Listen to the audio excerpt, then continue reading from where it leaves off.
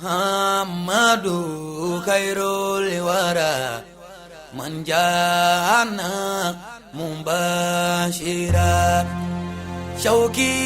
للخير لبشر الياسمي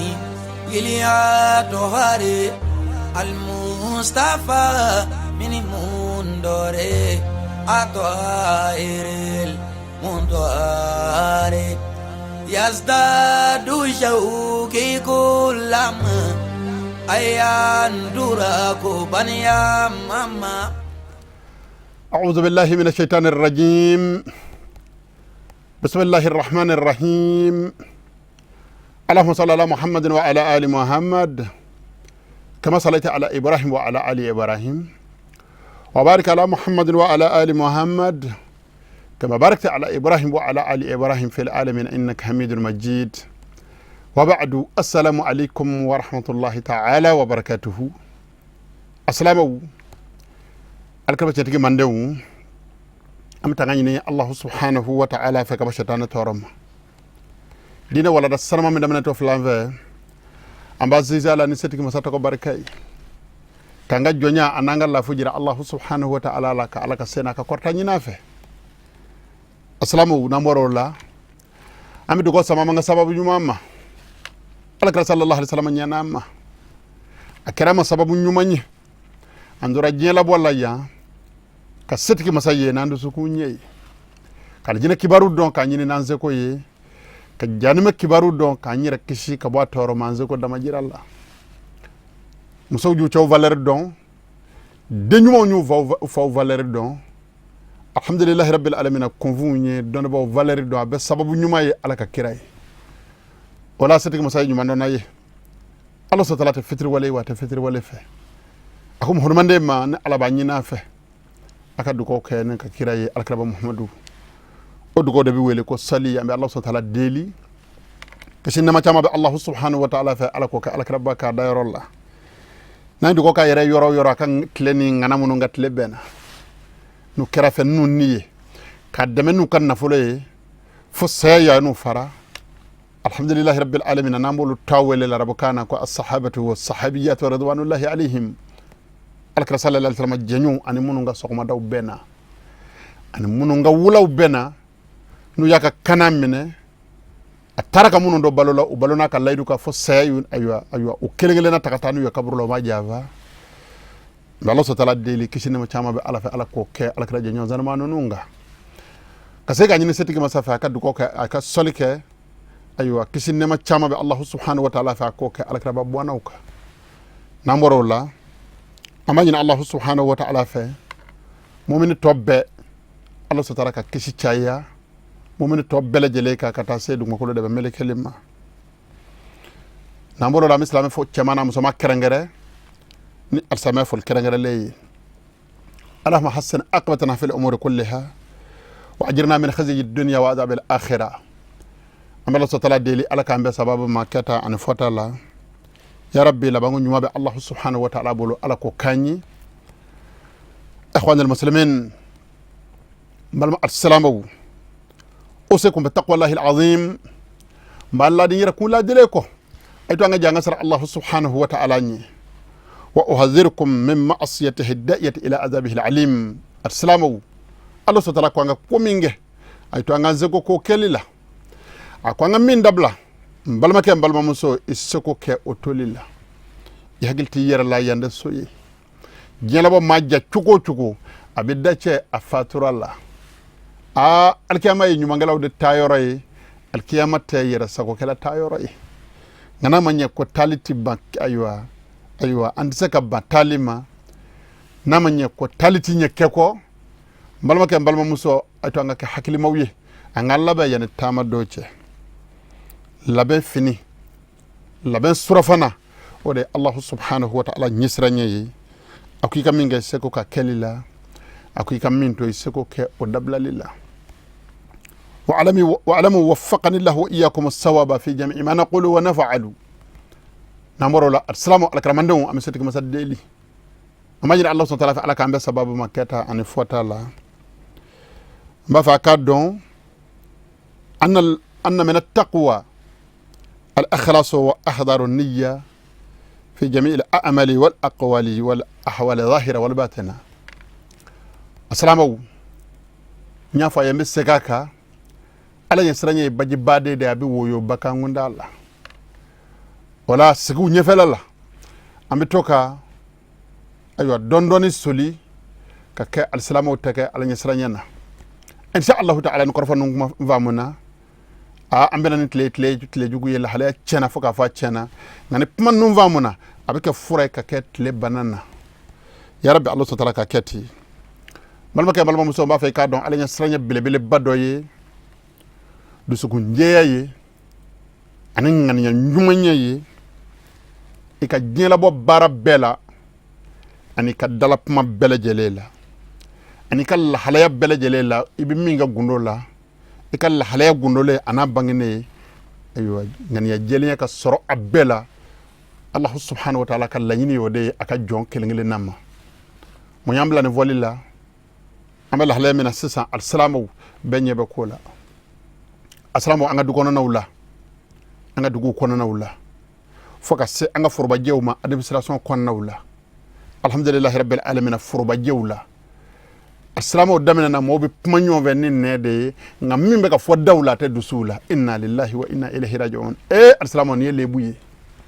horon assalamu ni kongo ibi muyim buy dala ka fi islam nyo ya to ka sori dusula nen ngara wallahi du bi lafiya ngani du ko naw karami si ka puma beba fo ka nye iti majugo do fiyo ni yep mawlame ngay ka to baraka damina bani ibi sora ka do ko janu nu nyemi vo jatu kono inna lillahi wa inna ilaihi raji'un alkaramandew alkaraba man voanye khairul huda muhammadi kana la soherema alkaraba ka kana ay to ngatu ko alaka kiralla alaka kiraka nyina mo yabbe kono kata sa sadoma adai fefe mbwada ojogo yeralla ay fefe fo salamawiye abalono de ka fa fatura ninde salamaye ni alsalamiya labana kanyi kanenge jaw chokoye e ka jamana la halaya fle bani e ka nga dugu la halaya fle e ka du la halaya fle fembe nagashira fembe tere ka noni nyona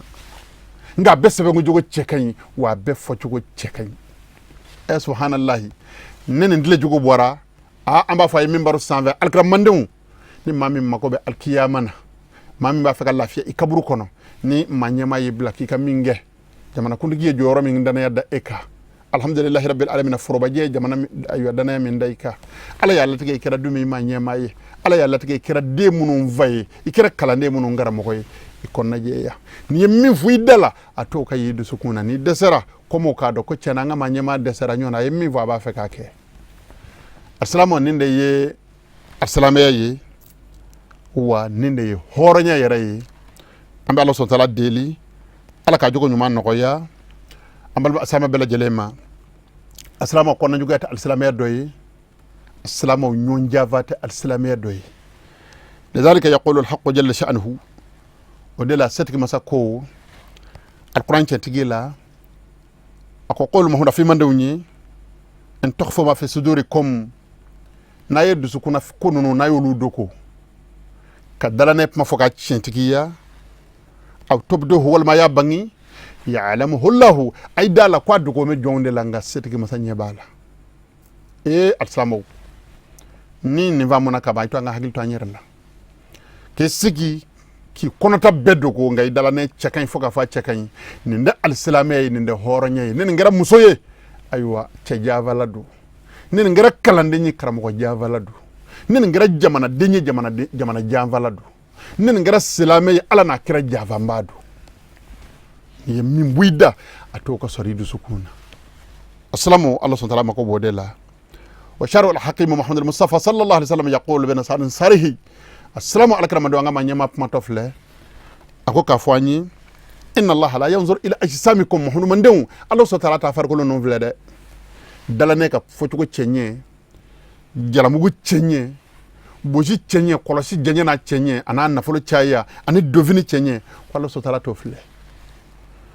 wala ila suwarikum kwanzora yaw ikabo ikajjan dangu ya cheka ibole be karamo nyuma ve ibole be fama nyuma ve ibole be dutigi nyuma ve jole la halaya wala sotala tofle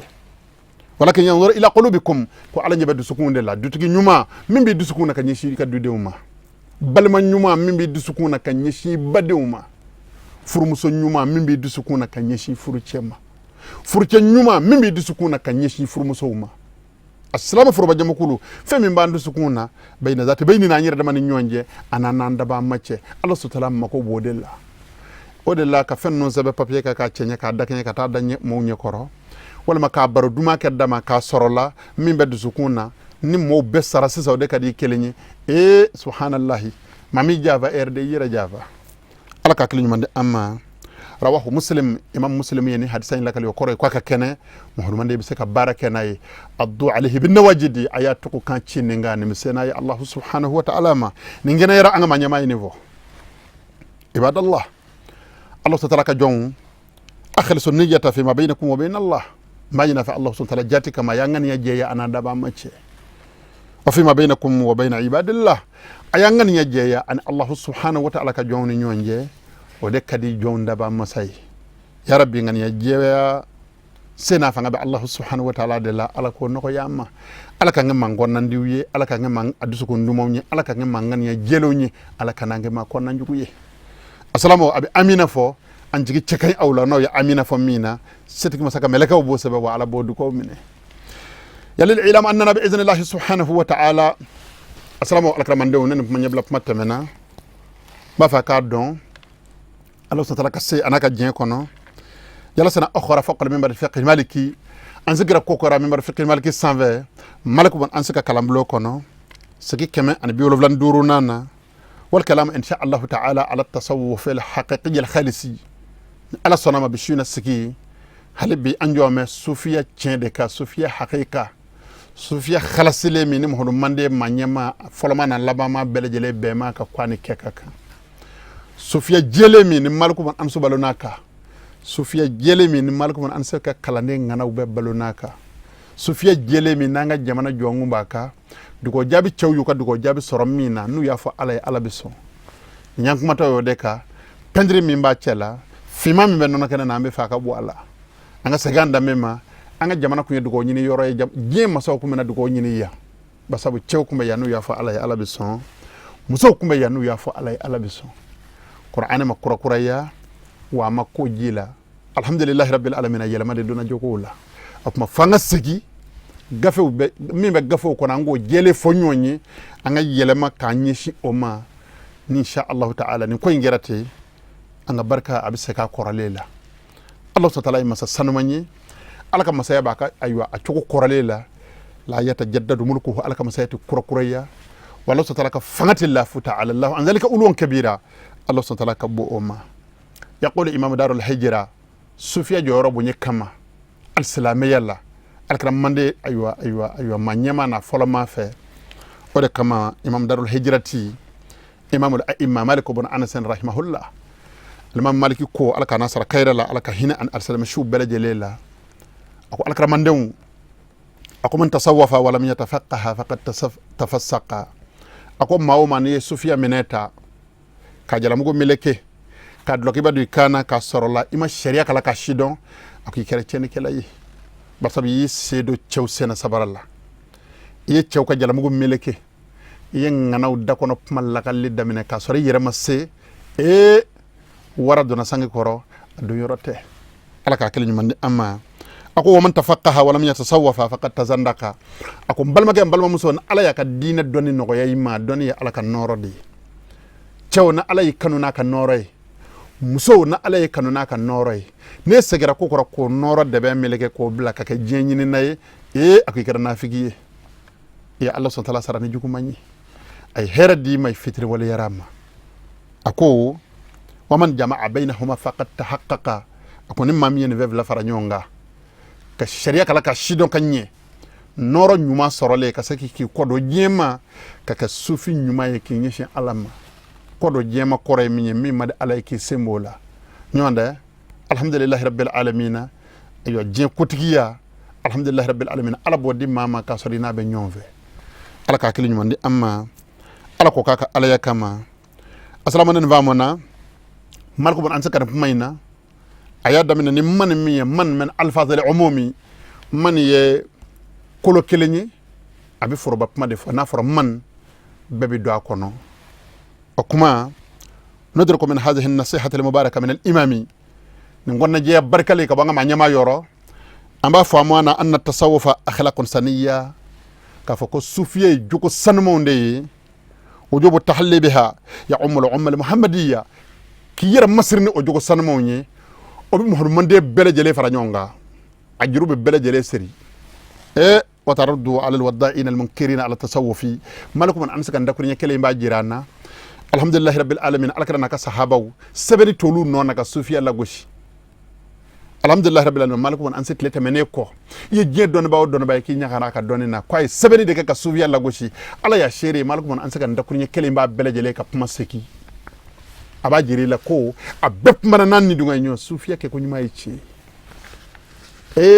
ahlu makka adra bi sha'abiha magan aywa mbolotiku nulu yemi vo bashido tinani ma me vo ba munye ko la domba la je yafo ngo malko mon anside aywa alimul madinati madna ko doni ba ngum madina de alakra ba jatiku ye alaka kira bole mad aywa makka kana madina munu nyi abismillah wahyu bole makka kana madina qur'an dafara munu daga kono alakra sallallahu alaihi wasallam kala ngoro baw alakra baka misri jora aywa misri fola jora yoro mina ni dine kala blo dayele lay qur'an datukura ka dafa dugo mi ngono alakra ba fatura munu nya shuko ka sanunya ka laben ka di adaba mama o de madina kawi anolo ko mi kwe nanga tle laba famauka dina nyama ya tle bole no ye donba mi neka ka gerala ka musaka doma لربك شدون بالا ينطق بلسانه بما ليس في صدره ابي فيفو ادلا من دا دسولا ابي سكي كبمنا ايوا لربك نيوما كلبرك لربك نك جلكو وا كا فرانيونغا لربك نيوما لسانه فصيح لسان قلمه فصيح اكا بيغي مي زبسسا لربك نيوما دو nga ala ba do ay min zabata yare du sukuna ninde khata u ye min ye dem son zama fanga sirajira demson na ngo fedo be kitabu no ngono o masabe ibtiga li wajhi allah azza wajal o masabe ala ya nyada nyinni kama de la naga fo sebena na do na ngala na bana mo be nyina ko ngamuno zabana allah ta'ala jati kama nyebe wuli nyina ndi ko gafe ko o de yato bi amba fa ko malikum an ansiku abike nyana ko ayo ba mako kado wala ma kwatle temena kunungo maliku sunana amena alaka ngana alaka nasara kayrala الحمد لله رب العالمين ودرس من كتاب مسالك الجناني أنا بولادة صوفيا كونغا أبينا بوا مسالك الجناني كونو للعلامة أحمد بامبا أيوة شيخ أحمد بامبا سنغال كوكا فلاكي على كناصر كير الله أي قف سنما من زبين كتوغدا مسالك الجناني في جمع ما فرقه الدجماني صوفيا كونغا بيتو باكلي أنا كونغا أبي وساك صوفيا لا adondo wala dala ko kwale ya soro chawye sebenike ka kwale ya sufia kunga kwale douani de minya sora koro ye sebenike kwale de minya sora fawiye sebenike kwale kalande de minya sora karamo ye sebenike ako wajadtuhu qasanna fal ahbaru fihi dafatira laha asraru ako nya sora ngano ye sebenike sufia kunga gindo be o ka gafe no ngono ako ngana do ye Sheikh Muhammad ya aywa Sheikh Muhammad al-Ghazali ako ngana do Sheikh Ibn Ataillahi ay dakunya fladima محمد الغزالي كحياتك عند لك الدكرية فلاديما ابن عطاء الله كحياتك أقول شيخنا الكنتية ذا العنواري غوث الوراء قطب الرحل المختاري أقول كنا نكوكا تغربا شيخ مختار الكبير الكنتي كويا صرا أفنين أنا يكوي سبنك إن شاء الله تعالى من فتن فيه تغربا كنينا ما يلا على بعض يرفعت كوي نامو كسبنك ننزرا مجاكو يرا ما نفهموي أنا يبارك aka aywa keta o ka fo aywa assalamu wiye aka kinga fo mo do ko ndep may koy ka wuri ki cesri ka alaka dine kala ka shidon alhamdulillah rabbil alamin itif safiyo fo ala bo nyimi no kay may iko yi ngani yira naga ko de ni ka ya birfini langulo biri ay utatu ka fiyo wasa maka buika wa fo fenda birfini ko rakoy alaka ngishama o de la memi vo masabe de nya to nga wuli ka jo shuma ko folo de ay to nga genga mine koloka horonge ka wulo ka sor Allah subhanahu wa ta'ala ibo nganawla ka seki ka genki bulu mine ka dai ko saya ka sanai ay ambulati dango yananza ke inza do ta tsaka ke ambulati dango foka tanza wala mita anvaude no fe amita mo ka ude no fe amita nganaw no fe opman ye nganaw tasira jira toy alaka hakili nyimande amma ako wa shaykhina al khalifah al muayyadi mukhtar kunta denge Sheikh Muhammad al Khalifa fatule min blalaka khalifa yalla min bilala ka dutigi yalla min bilala ka kalambulo kono min sigira sigiro la ka mokala ala ka shari'a la shamutul khalifa amwa ka ako Allah subhanahu wa ta'ala ayakuba ya bil haqqi min rabbil wara muhammadi ako abina fitini vana fiye aywa o ka gafe kono mawla ko ale ye ngana monon zoronu ye sebene ke ko nya ngana wi Allah subhanahu wa ta'ala kana sara kayralla adama gara chokoroba min toala suraka ka Sheikh al-Kabir al-Mukhtar al-Kunti aka nyinama ya kera anga jamana koron fe azawadu jamana ka akumi jate murtani jamana ulama ufe odo ya soro découpage française mi village sena o makke kafa ni mali ni murtani ni Côte d'Ivoire o makke bi ala sonama o de kera o kele a fatule na ka ayo asuturala akaburu nana mali jamana fe nyana be balola domina abe dugma kolo menga o pumbe wele ko belado shenkrete ko shenkitu dugu wala murtani bi ni ya to afo ko malien do suraka o bi toro bi dimi parce que ngana ko kadi bey ngana ya manno ko ngana ko kadi bey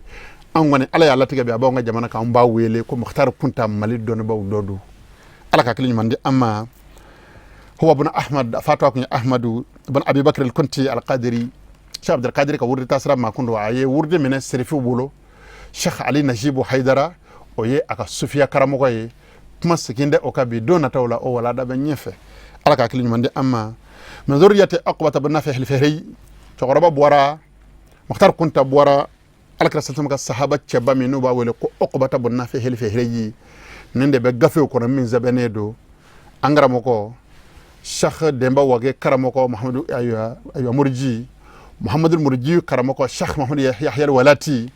o ya sabe aywa Mukhtar kunta ka gafe do sharhu CV ko sebeni kelay ko uqbata bun nafih li fihri bokolo mado fatih bilad al-maghribi uqbata minna kana farafina aywa tlebia vandu makolo dayala ni salamiya wal kunti nisbata adangwe abokolo Mukhtar kunta bokolo aywa kundana kay aywa adam yale do kata kunta ma kunta yara ismu aradin fi aqsa bilad as-sahara ni bora ya kebita maghribu jamana ka marok jamana ka yora me bibi wele ko sahara dugma ko dode be o dugma ko nganaw de sekingo be amuso be du ko jabi tikiye a cebe du ko jabi tikiye a ngana besera alama ikmi dem sen chifiye na sanji nyini ala fa sasa ala bi jijingi o dugma ko de wele ko kunta nganaw bora yede ka yere ka jin kono ala ka kali nyumande amma Cheikh Mutal kunti bangina bil mabruk dugma ko yoro menabi wele ko mabruk a bangina hijra samba kelen sangeme an sambina an samvla ala ka ngana fatura hijra samba kelen sangeme fla an sam kan woro kasra shibe sambina an sambi sekin an sannani wa huwa min ashhari awliya al-maghribi an farafna tlebiya va waliyu nganaw Mukhtar kunta ulu doy wa a'zamihim wa ajallahum qadara an waliyu nganamuno ni aywa donbo sonedo uka aywa manyuma yama ulu la manyama doye aywa Mukhtar kunta wa kana madid al-ba'i fi al-ilmi was-salahi sharia doni ngana kundo ola nywande kundo ola Allah subhanahu sona yaka doni fana bara manyuma nya fana aywa ajora chawnyefe ola وقد ألف 300 أيوة وما يزيد عليه تصريفا أي قفة من زبه أي ركب بكلا كتابه كم سبا أنا كنغفه أيوة ده سبب كوكا على كلامك دين الدم بين مختلف العلوم والفنون أيوة فنو فنوانيانو نيوانجه أي دو سبب تفسير لا أي دو سبب حديث لا أي دو سبب فقه لا أي دو سبب فقه كتابه أبو لمن دقوا يكون رشادو أكبو كتم الشيخ خلولك مختار كنت سبنك فوق فاي سبنك أسرب الله سبحانه وتعالى وكرامته كثيرة جدا لا تكاد تدخل تحت حصري مختار كنت كرامه أكتشان فوق فاك أكتشان أتسكا فرنيونغا أيوة سكيور الله أيوة جانغو نزكيور كوروني ومن كرامته انتهت إليه أسانيد العلوم الإسلامية أكبو نيكم نامو فنو يفربا كوي نبلا جلي بيمي أوكا ودي الحمد لله رب العالمين أنغر مقو يافو نمورتاني وبالوني دو مسا ko Mukhtar kunta be balola domina ku karamo ya fuye ko sebena o ka gafe o kono ko sharia donu sanadu bana kata ben akelema ko luka jamana ka doni ba fefe be ni nyande kundo ni jeku kulonay na sora kumbel arabu kan don aka doni sanadu ba sorla abura Mukhtar kunta ka du kono na sora kumbe hadisa don Mukhtar ka kalanendo na sorla kumbe aywa tafsiru don Mukhtar ka kalanendo na sorla kumbe tarhul islami don Mukhtar ka kalanendo na sorla kumbe ulumul qur'anu don Mukhtar kunta ka kalanendo Allah subhanahu yo kai o kabako fo ka fo kabako do abu fo mayele man yaqilu ma min hakili batigi fe nga ka wal yo karamatu wolu yo sokono ko ye na nyanda do la ambe mun kiru do soro min ba fo ko hakili yere tene mene o yo développement wiye alfa hashimi ko ngana développement fo foroba keneka tel serfula alaka barka do ala ni foroba kenede belaje letlo dayale ledo ambi aywa foroba puma de foya ñon maktar kunta e minni alhamdulillah rabbil alamin mali tarikhila seku jarala kaw akadu ko jabi olu ya tamashin ye puma mena nanu mo kay ngolo jara ñoñi na danan ndama ma bi donc suraka kep mise ko la ay ko chama de la yana sadoche ambe Allah subhanahu wa ta'ala alaka nasara kayra la mukhtar kunta ka joro bu ñefe o de la sufya kitabu badobe ko mer katro kubura atigi gafe insebe abeka tawassulu ken alaka ma nyumo ni ka damina kam alaka sallallahu alaihi wasallam ka sahaba wala fo mo huduma de ma laban fa yara ayu atlela ay ma me ko karsa ma bay ay ala de na be barakay o ma nyumo olu toko dada nyongale a sele ayu Cheikh Matar Kabir Kuntima ako be sayyidi Muhammad al-Qutb al-Aghar be ghawsina al-Mukhtar majma' al-athar ibada ay mangutu mi vama ko majma' al-athar atharu ilmiya o belajele ka fone do tokoroba min sukuna ninde la Mukhtar mode mangangi disi goshi ko ne Mukhtar mode ay ibita nyede nyini Mukhtar kunta sira chaw seyro la chugo mena ire ka saka sey ni Allah ta'ala sanas ya Allah ta'ala sanama sigi werala adenge Muhammad Khalifa ambe femvitini ndi mawla wati be ni kataka anda aywa flaka Sheikh Ahmad Bamba alaka nasara kayrala adone kitabula abaka puma sufia ka abaka walaka na kitabu dondala abina kitabu yara de ñeuf yi folo fika do ale sebene ken hakilami no kera ni aywa apmana ibaka puma famu ako fajitu fihi bi kitabin qad hawa shifa man asqama qalbahu alhawa nazman yarum muhala kulli mubtadi wa hala muntahin idha lam yahsudi akwale nani sufia aka kitabu ina anana ne feminye kwa bi mamindu sukun banane do ni jiye kanuyi mamindu sukun banane do ni kafiriya ye mamindu sukun banane do ni aywa flanga fuya ye mamindu sukun banane do ni aywa shetane labatoli kuwi kwa nana fura ni kitabu ngono ko kitabu kwa le ya faranyonga ka kedongliye yarumo ayyo salihu hala kulli mubtadi ko kalande munum be kalanda mena yoro la onnyanawu kwa be angal halaya chenye wa hali muntahin idha lam yahsudi ko choko kele do fana don ba ulama urasukhuno don ba bamuno zele do kevena ku kana joga feina de ku kala je ku bu mago sora kono ako ihdil hasudu laysa zantifa'i bi fadli man asara bi tiba'i wala yasurruhu madal lazmani siwa halakihi bila tawani wallahi flaga alaka nasara kayra la ko ako ni ayini vo ko aba anyini hono mande be fe beka kitabi vleni kanunye ko mashika na fleni hashidi anye ko hashidi bana juguye ako hashidi kwatin nafassoro na yaratle lamma ka samandiyai nitle ni karsa tle benedo alay bunye kalfama alay yare ka bunye tigiye ngen jija kan nafado sorala ko hajiri tisola wallahi torba kan kuma nyece ako kada munga ako wala yasurhu madal lazmani ko foyti hashidi ni soja jela tika yara konnana se wa halakihi bila tawani fo alani mauma betlela ala yifu samandiya kalfa ma je fu samandiya la Allah so talaka kere ko la o beka halaki sisan subhanallahi ala to ke wayarati lafiya ala ka kele nyumandi amma korofa laba ako aadana Allahu minal hasudi wa kulli mubaghadin wa zil juhudi ala ka duko mene akwa be duko ko mun mande belajele ako ala kan gishi ayo hashidi toroma kulli mabagadi ko ala kan gishi kon yali bakkel ngale nabbe toroma wa zal juhudi ala kan gishi nangar li bakkel ngale nabbe toroma assalamu ambe bi korfa nguru ya kajirala ningi tabi gafe nya gafe dumanyi abayira kumbo insha Allah ta'ala yanni gaddatu ko bina famu ko yemi ngani nunungo ko hashidi yamay nin nunye dugo ko ala kan gishi hashidu toroma afma salama to nganyira nyin hashidu torola to nganyini ala kan nganyira ka hashidi ay to ngan cesri ka Allah subhanahu wa ta'ala del alaka doane hashiru ce barakallahu li wa lakum fil qur'an al azim wa fi hadith nabiyhi al karim innahu huwa as-sami'u al alim ربنا اتنا في الدنيا حسنه وفي الاخره حسنه وقنا عذاب النار سبحان ربك رب العزه عما يصفون والسلام على المرسلين والحمد لله رب العالمين. محمد خير الورى من جاءنا